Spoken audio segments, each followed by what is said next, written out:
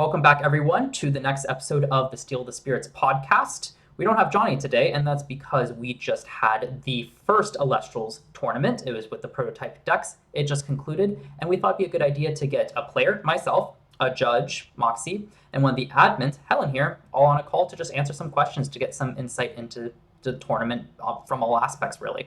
So with that, I figured that we'd start off with I think the admin's probably the most interesting that we know the least about. So does that sound good to you, Helen? Ready to start answering some questions? Yeah, works for me. All right. So first off, just an easy one. How do you think the tournament went from your perspective? Honestly, a lot more smoothly than we were anticipating, which is great because we were going into this thinking there were going to be a ton of dropouts last minute. We thought there was going to be a lot more intense judgment calls, places where moderators needed to be in place to really kind of hit the hammer home. But thankfully, a lot of the participants were fantastic. It went very smoothly. And there was also a lot to be learned upon from this time around. So I think we can make a lot of great improvements for the next one. That's exciting. Yeah, from player perspective, it looked like it went really smoothly as well. We just kind of moved right into each round. I didn't see any bad judge calls. Don't know if that was necessarily true, but overall it seemed like it went well. I don't think there was any bad judge calls. I think there was some people who were probably a little upset with the outcome of said judge calls, but no, I don't think there were any bad ones. Oh, that's good. Yeah, I did think I heard about some people that were a bit annoyed, but when there's no comprehensive rule book, what can you really do but just listen to the judge? Yeah, sadly. So, all right. Then the next question I have for you is, explain your role in the tournament, because obviously it's easier for player judge, but what was your role as an admin? So I'm still learning the rules and the game. Mm-hmm. So from my end of things, I was mostly in charge of handling the challenge website, making sure that everybody was submitted into the site. We originally went through everybody that had submitted a form, initially just put them into the site, and as they either passed or failed camera and audio checks, if they did not pass a camera check, we removed them off the list. If they told us that they could not make it for the day of the tournament, they were removed off the list. And at one point in time, Keith had actually asked if we could put the element of each person's deck next to their names. So with a little bit of trial and error, we were able to kind of figure that out on the site as well. Because truth be told, this was my first time using the site. Okay. He was pretty much asked me to find something that would work well for our bracketing and set up a system from there. And I played around with a couple different sites. I like Challenge a lot. It's very simple. It's very intuitive. And at the end of the day, I think it kept our job as easy as possible. Yeah, the symbols were very handy from a player perspective, just kind of know what you're going into since it was open information. Mm-hmm. And yeah, that's great. I had a question off of it. How many applicants did you get total? I believe we ended up having it's either 36 or 37. No. We had, I think, 42. Okay. And then one of them dropped out before the form closed. Okay. So I believe it came down to 41. And then that's where we had the buy round. So we had a potential buy round in there. We went through all the cam and audio checks. Nobody failed the cam and audio checks. That's always a great sign. Yeah, I actually had a question about the cam and audio checks because I'm pretty sure I was one of the first to get checked by Jai. And I didn't think my setup was too bad. And she was just like, you can't really read the cards. We want you to be able to read the card names. So I'm wondering, I guess my question for you is, how did you kind of revise the cam check process from how you initially envisioned it?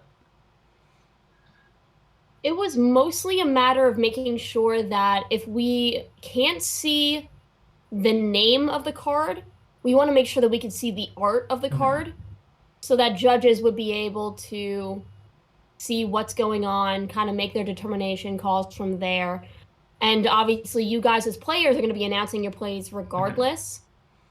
So it was just making sure that we had the visuals in place so that the judges could do their jobs properly. Okay, that makes sense. And I know webcam setups are one of the hardest things to try to do. It's very new territory relative to the TCG industry.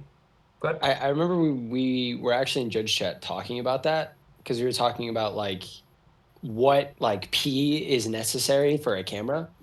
And I remember it was like basically the decision of like, as long as you can see the art, you're going to be able to know what the card is, because there's only a finite amount right now. And then we were like, okay, well, so let's think about that for future events. That's a good thought. Yeah, I think that's important because I have like a 1080p camera and it still wasn't coming through the most clear, which is interesting. So definitely something that players, if they're serious, probably should look into, just getting a good remote setup. All right. Moving on to the next question.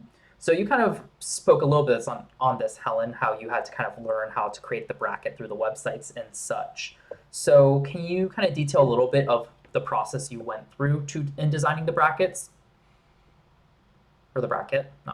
Well, thankfully, like I said, Challenge is very intuitive. So inserting everybody in as participants was super easy because you can just add names in bulk. Then you're able to just shuffle the seeds as you go along, so it pretty much just mixes it up. From there, honestly, I didn't find too many challenges. It was just learning the site. That was the biggest challenge because I'd never worked with it before. But it is really not difficult to pick up, even just for new people. We ended up getting, once I decided on Challenge, got into a call with Jimmy and Keith. And I was mostly just playing around with some of the options that were in there, and I had made a secondary test tournament so we could play with options as well. So we were able to kind of view things that worked, view things that didn't. And that was when we also had kind of decided on the spirit differential to determine tiebreakers as well. Okay. It's really nice that Challenge allowed that as well. Okay. I heard inklings of that. One thing that you were thinking of doing was, not you specifically, but the team were thinking of doing, is trying to get certain decks paired up against each other to get data on that. Did you end up doing it, or did you just kind of do it random to start out with? I don't know how true that was. Not particularly. I think we only had one person who ended up changing their initial submitted deck, which I think they swapped from a fire to a wind because we didn't have a lot of wind submissions. We only had 2 people who submitted for water decks. I will just say that outright. Not many people were coming in to water decks.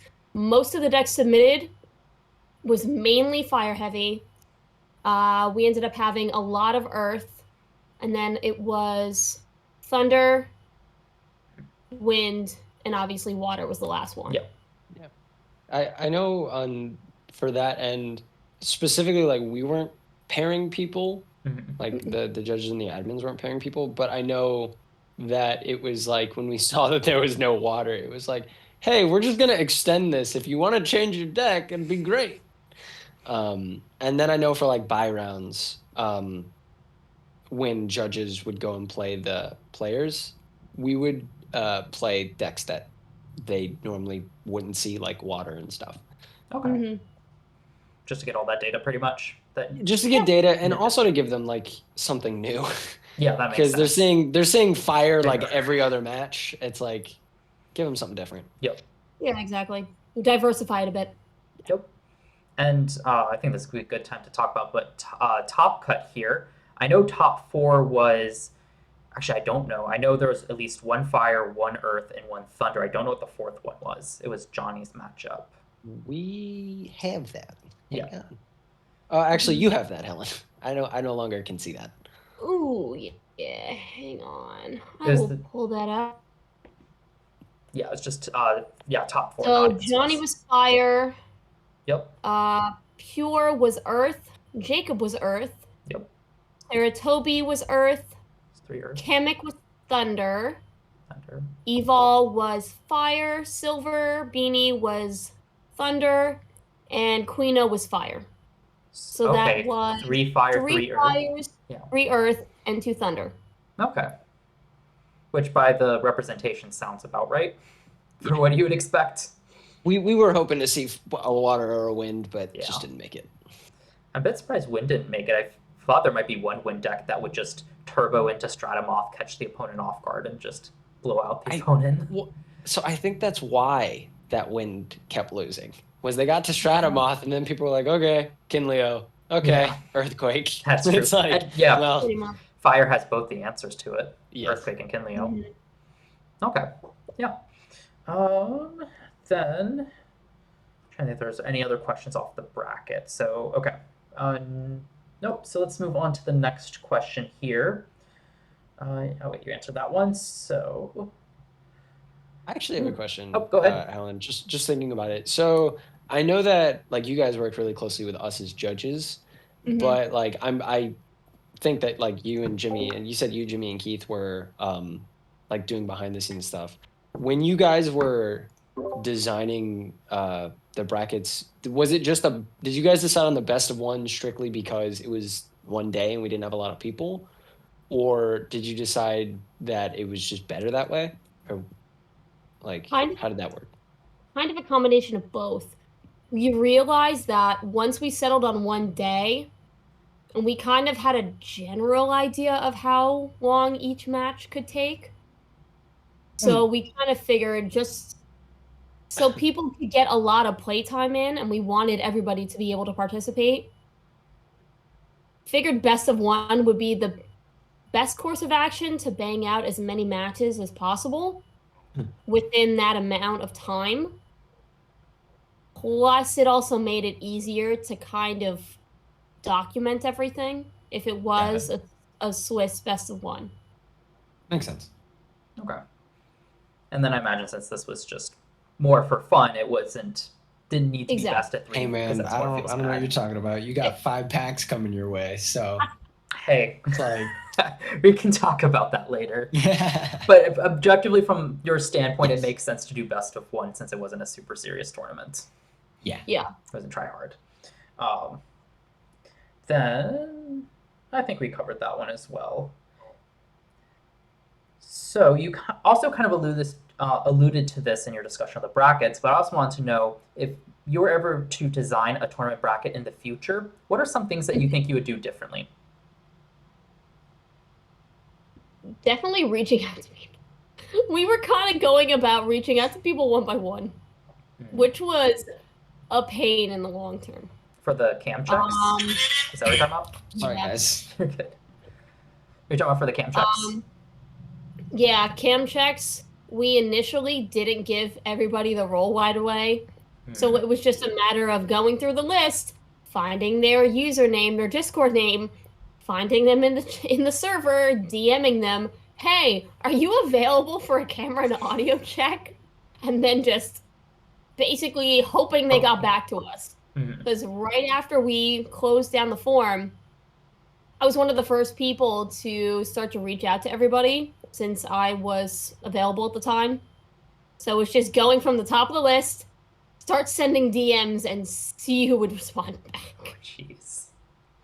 Yeah, so not great. So it sounds like that part was the most challenging part of the tournament. God, yes. Okay. Definitely do that differently the next time around, especially if we're going to have more people participating. We can't go about it that way again. That makes sense. Okay. And that will be necessary, as we kind of highlighted with earlier questions, just make sure everyone's camera's good and such. Yeah. So actually, since Moxxy, you were helping with cam checks as well, right? I was not. Okay. So I know judges. There were judges that were. I was very busy. Okay. But I know like Jai was one of the Jai and Baron helped with cam checks. And I know it basically just came down to like, is your camera working? Great. Can I see a card on camera? Okay, cool. Yeah, real quick, shout outs to all the judges. Like, I saw Jai and Baron working overtime to get those cam checks done. Yes. Those were on top. Yeah, they did of really it. well. Absolutely. Bless their hearts. Seriously, we could not have done a lot of this prep work without them. How many judges were there in total? 5, right? I Or think 5. 5 altogether, excluding Bo. Me, Jai, Baron, Werts, and there's one more, wasn't there? I thought there was. That's some crazy. I could have sworn there was. I had not gotten rid of the role yet, so I could technically tell you there. Can you tell me? So I cannot think about it. If you want to move on to something else, I can tell you how many. Well, I'll look that up. Answer that one. All right, I have the question for you, but since it's directed at you, let's wait till you answer the question first. Wait, they cleared everyone out of the judge role. Never mind. So, yeah, Sorry, if there guys, was a fifth I love judge, the judges. yeah, if there was a fifth judge and you guys are watching the podcast, we absolutely love you, and I'm sorry that we forgot who you were. If you are, comment down below. I'll pin the comment to the top to make sure you Yes. get the recognition you deserve. Okay. Next question here is, so this one's more outside of your role in the tournament, like designing the bracket and such, and more just a general thing from you observing the tournament. What is one thing you would like to see done differently in future tournaments? That is a good question. And if you already answered, you can just say so as well. If you want to stick honestly, to that. I think when we were first collecting interest, the one thing, and I remember mentioning this to Keith, getting time zones from people, figuring out in the actual form, hey, what time zone are you? So we could better plan around, like, contacting them, and then figuring out a universal, hey, this is going to be our stretch for the tournament. Ideally, this will cover the most amount of people within these time frames. So I think that's one thing that, at least when I spoke to Keith, originally grabbing information, that probably would have been the most helpful to have in the planning stages of everything. From the viewing perspective, since I wasn't doing any judging whatsoever, it was just all administrative, submitting differential, and watching some matches while we were kind of in between there. And then stepping into Dan's Discord chat, or the chat when he went live and stream. And since I'm one of Dan's moderators there as well, just modding that and kind of just viewing the matches there. From the viewer's standpoint, I think overall we was pretty well. Yeah. Camera perspectives were fine. We had a couple of people with some weird camera angles. But other than that, I think it went pretty well. Yeah, there was a couple of times I had to ask people, like, why is your camera tilted that far? Like, I'm pretty sure it was somebody using their laptop camera just tilted down towards their desk. Which, I mean, listen, if you make it work, you make it work. If it works, yeah. I don't know how you do that, but more power to you. Yeah, there were some people who were using their phones. Like, yeah, it was definitely really interesting. Yeah. Okay. No, that's interesting. I had a comment off of the time zones. Yes, I saw a lot of people being like, I have to be up at like 6 a.m. or something, and that would have been California time zone. Or I was up at 5. Yep, because I'm in the California time zone. I'm sorry. I was at 5:02. Yeah, I'm EST, so did not affect me much. No. Yeah, and that. So go ahead. A fun point to that. I'm not the best with time zones, so I originally thought that EST was 3 hours ahead of me instead. So I had my alarm set for like noon. No. I was like, I'll just sleep until noon. My cat woke me up at 5. Oh, thank goodness. And I was like, Merlin, what are you doing? And then I checked and saw everyone was in Discord already, and I went, and I jumped in Discord. Shout out to the cat. Shout out to the cat waking me up. From Imminent Doom. Yeah. Yep. But yeah, other than for maybe Europe, I think EST is one of the worst time zones to base it off of for America. Yeah. See, Unfortunately. I definitely think the next time we should just base it off Central. Central is like the universal time zone, I think, Yeah. The only thing for is most people. we tend to base it off of EST just because Dan's That's the in part. EST. So that's why we always, all of his streams, stuff like this, it's always just centered on EST because it's the most convenient for him.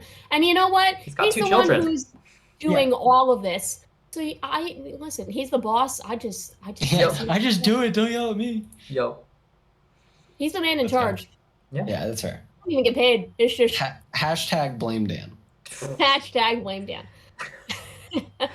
We can't blame him too much for today. He was trying his hardest. I mean, he Yeah, said he sure before was. that he didn't go as planned.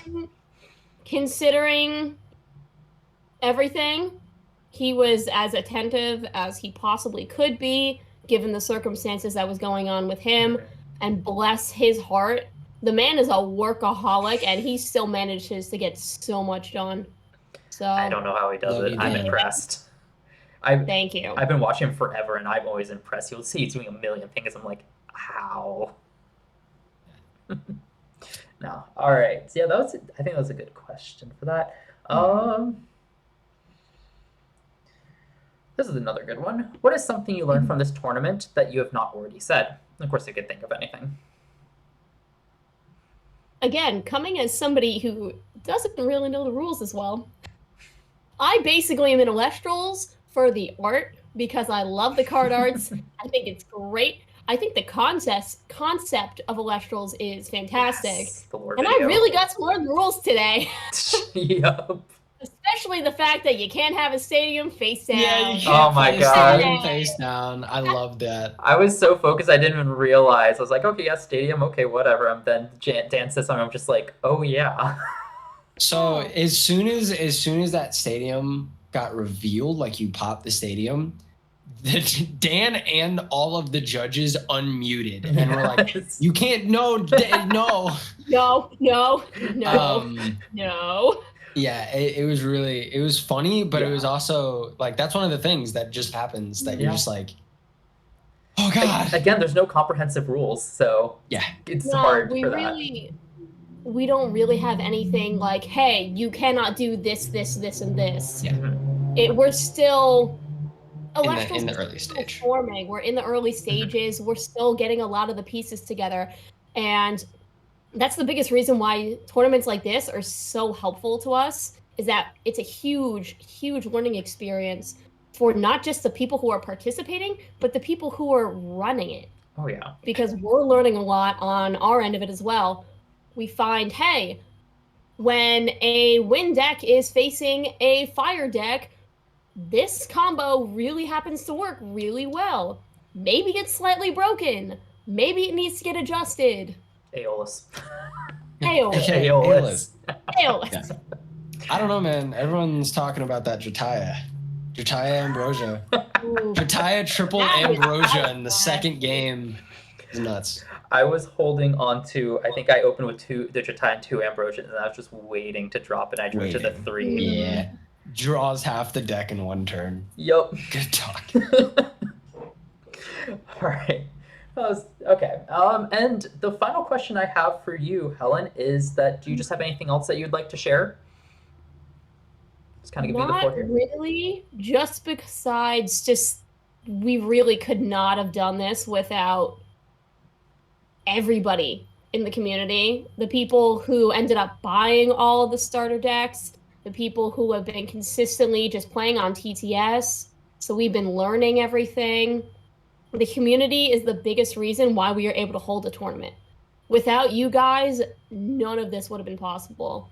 So huge, huge thank you to all of you for all of the support, all the love you've been giving this so far, and all of the love that's going to continue to come out of this, especially with the Kickstarter starting in a few days. So excited. I know, I'm super excited.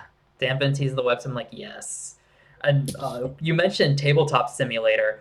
I've been using that forever for one of my other games. Mhm. I was so happy when Dan just dropped the images from the prototype decks and just said, "Go for it." I'm just like, "Thank you, Oh, yeah.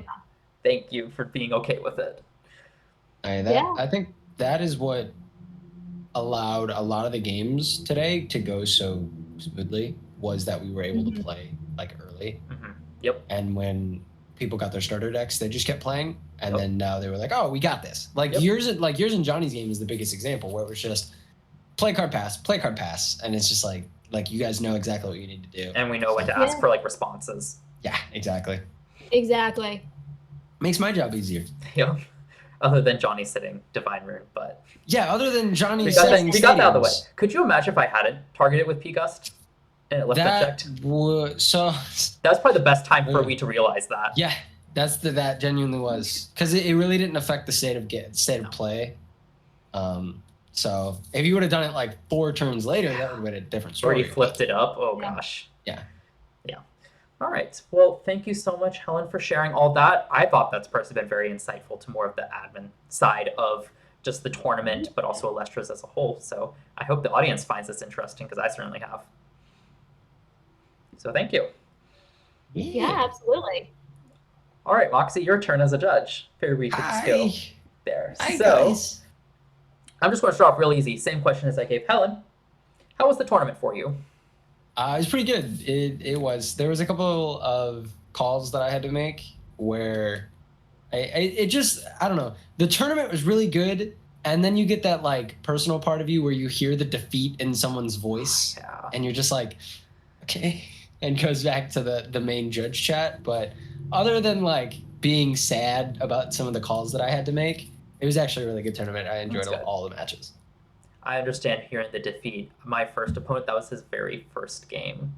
And I felt so Vigo, bad. I think. Who? Yeah.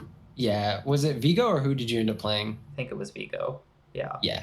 I felt Pretty sure that's Vigo. I felt so bad. It's just like, this is not the best way to start out with the Lestrals, especially not against me, who's been playing for a while. He was a really good sport, so thankfully. Yeah.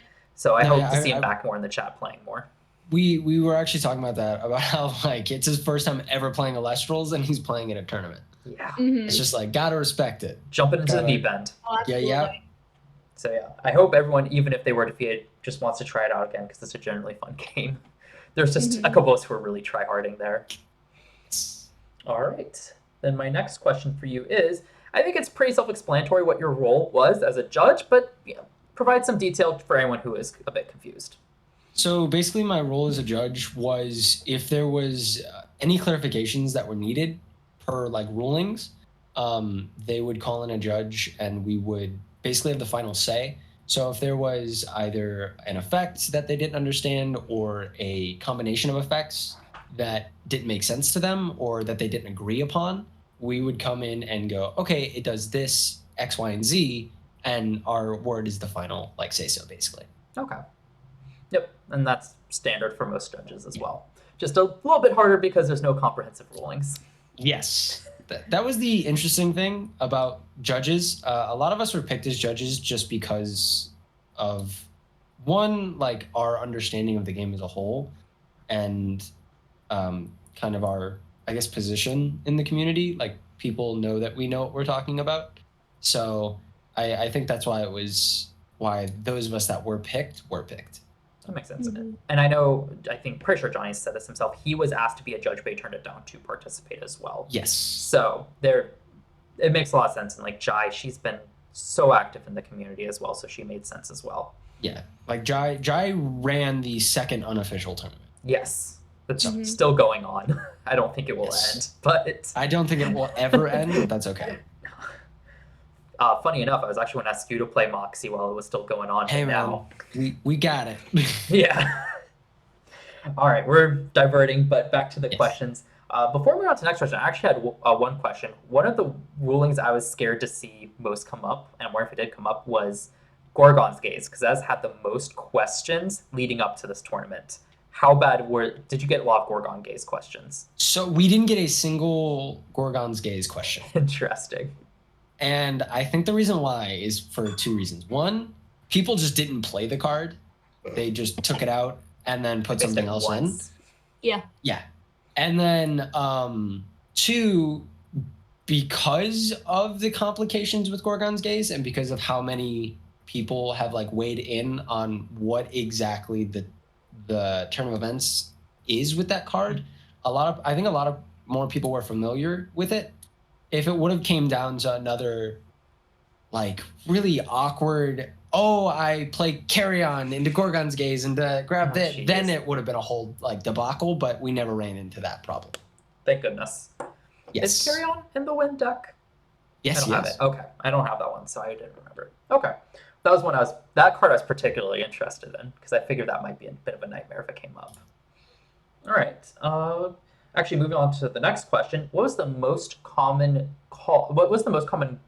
reason you got called for? It's like scenario, or I'm more asking the scenario. Yeah. So basically, it would be either like the turn of events for an effect. So I know a lot of the times it was like, hey, if the big one actually happened in your guys' game. Something that popped up was Vertaqua and Shield. Yep. Right? Yep. And people were like, well, does Vertaqua go off before Shield? And so I explaining that Shield is on designation of attack, not on the actual attack of itself. So the attack never happens. Mm-hmm. And so just basically like how the turn of events of an effect versus another effect would work. That's kind of the most common call. Okay. But yeah, other than that, nothing like too crazy. I didn't get any like nutty checks or anything. Was there one card in particular you got a lot of calls for? Shield.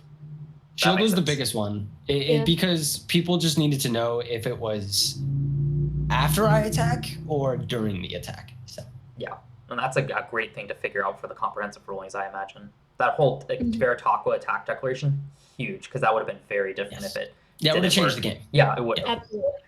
It's like, sure, shield, but I still destroy your thing. Yes. Yep. All right. That's a good one. Then the next one was there one judge call you got in particular that you think is important to share? We already mentioned the Vertaqua one, but is there another one? There's one. It's a carry-on call. So the way carry-on reads is when it destroys an Alestral, you enchant the Alestral to your side of the field and are able to basically make an attack with it if it's during the battle step, right? One of the questions that I got was if carry-on trades with an Alestral, so both of them die, do you still get to enchant the Alestral that dies? And the way it reads, like just the base value of the way it reads, yeah. Mm-hmm. But us as judges had to make a call based on the pretense of how the game is supposed to work. And so carry-on does not revive Alestrals, guys. That would be at crazy. All. So if carry-on trades with an Alestral, they're both dead. You don't get anything. Mm-hmm. But that was one of the couple of things that I never thought about. Like it was one thing that I never like contemplated until someone was like, hey, do I get to attack with this? And I'm like, hang on. And then who uses their spirits to enchant it? That'd be the opponent. The opponent. Yeah, I figured it would be, but I could see like, well, you have technically re-enchanted, so yes, that's a good one. Yeah, and the reason why we were talking about that is because if you could, for example, if you had a 3-cost Celestial on the field and you somehow got it down to 1 and traded with Carry-On, you would not only kill a 3-cost Celestial, but you would also basically eruption your opponent. Yeah, that'd be insane. Yeah, so we had to make like a judgment call of no, Carry-On is not that broken. And maybe he gets like clarified later, maybe he doesn't, but I just PSA, Carry-On doesn't break the game. No. So. Okay, that's a good one. There was a good like ruling question how a card was phrased. Don't remember what it is now in one of my games. I'll think on that one. Because you weren't the one who answered it. I think it might have been Shy. Going back to it, another common question, just because I thought of it for like phrasing, was Ask Rabbit. Looking at cards, whether you had to reveal for your opponent. So in 90% of trading card games, looking is not a search. The way Alestrals is written, look is a subcategory of searching. And I'm pretty sure it was changed on Ash Rabbit for the final release. Don't quote me on that. But whenever people would look, they were like, do I have to give my opponent information, basically? Because you're not searching anything specific. You're just grabbing a card.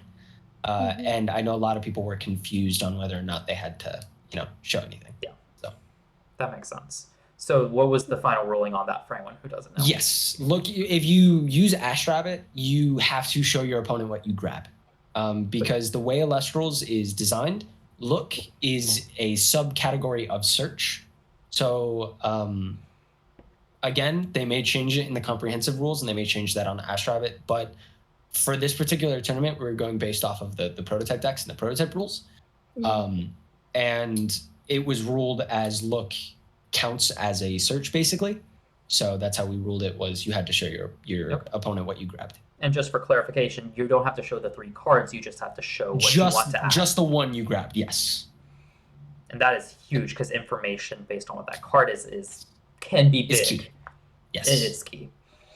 I did remember the case I was. Spynymph was the one spirit version, because Spinosec's the 2. Yeah. Yes, Spynymph is the one. Yeah. Yes. So Spynymph reads that you enchant it on the opponent's Celestial as an artifact, and the question that came up was, since it called an artifact, is it an artifact? And artifact's a subcategory of rune. Does that mean Spynymph's now a rune? And yes. That was a yes. Yes. So, and that works the same way now, even in the final release of Spynymph. Whenever Spynymph gets re-enchanted into the rune slot, think of it kind of like in Yu-Gi-Oh, right? Where there are certain cards that can be treated as spell cards if they're in a certain zone, or as monster cards if they're in another zone. Spynymph is treated as an Alestral as long as it's in the Alestral zone, and it's treated as a rune/artifact when it is in the rune/artifact zone. I think that just clears up so much, because I think it's sometimes in Yu-Gi-Oh they can be counted as a trap and a monster, which is just confusing. Yes, so it's either one of the other. Spynymph is not both, but it is dependent on which zone it is in. That's another key ruling as well, because pretty much I was trying to equalinks it. And my opponent's just like, but it's an Alestral, not a rune. I'm like, it's called an artifact. I'm pretty sure it's an a rune. artifact now, so it's a rune. Yes. Yeah, so that was a fun one. Pretty much got to free, I think it was my Tech Tauros from that one. All right. With that one, was there anything that Dan hasn't addressed yet with either the rules, card text, interactions that you think needs to be changed or at least addressed for the official release? Or you just want to go with what you've already said? That's a good question. Anything that's been released to the public, remember? Yeah, that's why I'm like, okay, that's so I have fair. to think. I'm thinking. Hang on. If you accidentally say something, I'll cut it out. Yeah. I would say currently, no, not that I've seen. I haven't looked. So on the website, I haven't seen what has been released to the public. I know all the cards are, but again, like Dan was saying in his stream, he changes effects constantly. So currently, no. I think Ash Rabbit might need to be cleared up a little more, or within the comprehensive rules, like take a look at whether looking is a subcategory of search still, etc. But beyond that, I think everything's pretty clear. I know the team is working on cleaning up card text and making it as crisp and like, yes, this is what this does and this is what this does, as well as clearing up like the enchantment debacle, where enchantment means 5 different things. They've done a great job at that. Yes. So I know they're still working on that and trying to make sure every single word and every single keyword has, a good meaning to it, and it's not like, okay, enchantment based on which context, which context are you using it in? But yeah, other than that, no, I think everything so far is going pretty swimmingly. Yeah. On that note, you're talking about cleaning up the text. All the card reveals recently, I loved how they cleaned up the text. It looks so nice. One of my favorites is Aeolus. Again, they cleaned it up. When I first read it, it was like the number 1, the wind spirit symbol, Alestral, and I remember reading, I'm like, whoa, what is it trying to say?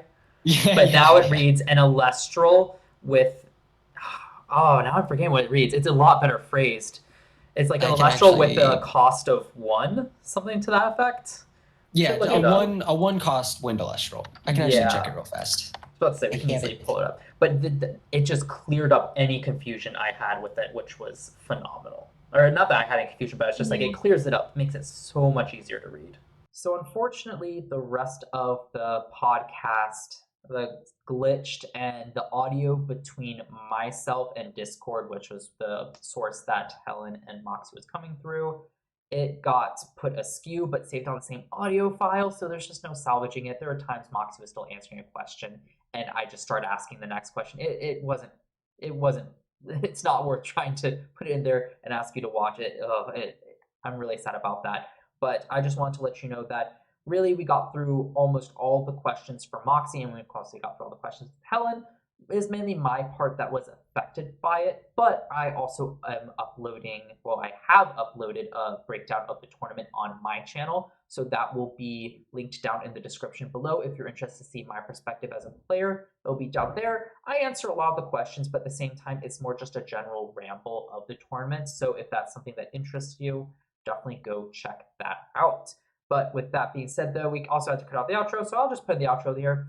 Definitely go check out all the members of the SSP. All their channel links will be down in the description below. Thank you, Moxxy and Helen, for being able to get on with me and answering questions. It was a lot of fun, and I am so happy we got the chance to do that. And I hope that maybe we can do another podcast together in the future. Really enjoyed the energy there. And thank you, both of you, for your time. And of course, look forward to more Steal the Spirits podcast coming out soon and all the content coming out from us fellow members. And get excited for Kickstarter. At the time this is posted, should be Kickstarter tomorrow. So if you're watching it that day, get excited. And of course, if you're watching during Kickstarter and you haven't gone supported, definitely go take a look and see if there's anything you want. It's super exciting. We're all really excited about Alestrals. Everything is amazing. Really, honestly, there's going to be a ton of links down in the description also for all the official Alestrals, Kickstarter, their websites, social media, and all of that, because without them, we wouldn't be here. But alas, I think that encapsulates everything, so look forward to more podcasts coming out and just more Alestrals content in general from all us hosts.